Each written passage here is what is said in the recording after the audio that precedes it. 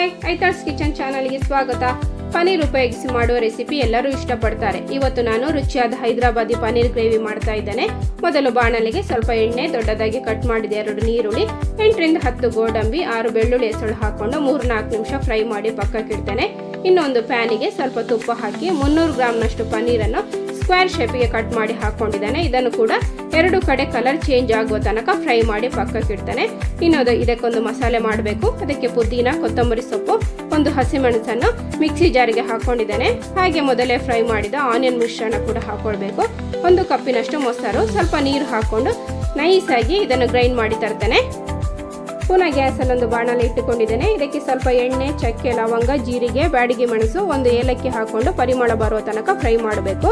ಇನ್ನು ಇದಕ್ಕೆ ರುಬ್ಬಿದ ಮಿಶ್ರಣ ಹಾಕೊಂಡು ರುಚಿಗೆ ತಕ್ಕಷ್ಟು ಉಪ್ಪು, ಕೊತ್ತಂಬರಿ ಪುಡಿ, ಗರಂ ಮಸಾಲ ಪುಡಿ, ಕೆಂಪು ಮೆಣಸಿನ ಪುಡಿ ಹಾಕಿ ಮಿಕ್ಸ್ ಮಾಡಿ ಈ ಮಿಶ್ರಣ ಗಟ್ಟಿ ಆಗೋ ತನಕ ಕುದಿಲಿಕ್ಕೆ ಬಿಡಬೇಕು.